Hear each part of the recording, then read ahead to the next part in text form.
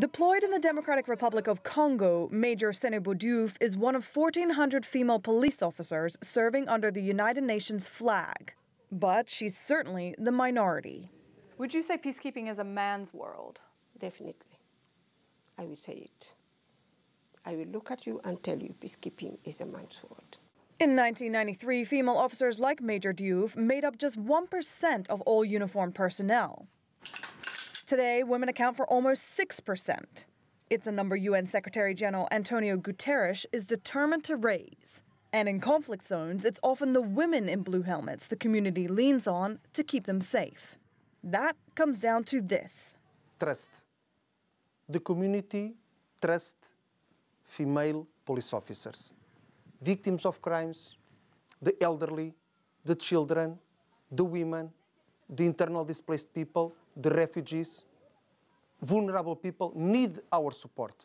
And with the engagement of female police officers, it's much more easy for us to help the communities.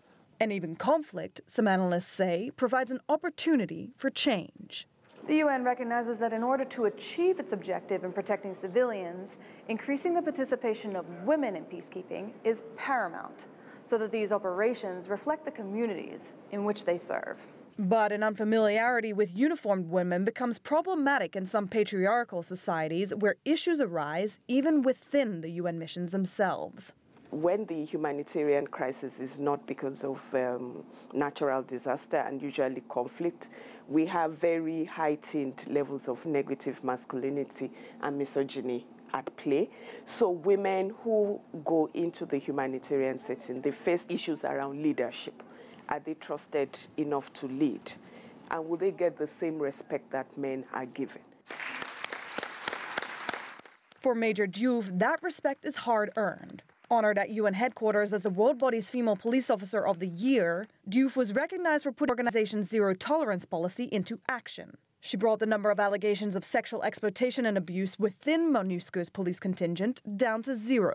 It's a job she believes men can do, but women can do better. Thank you. I was the first female police officer to be recruited in my class. Before me, it was exclusively reserved to men. And I came out first over all the men. So if I say I believe a woman can do better, it's my life story. And on the front lines, these women are putting that motto to good use, changing the narrative of women for the generations of peacekeepers to come. Jillian, CGTN, New York.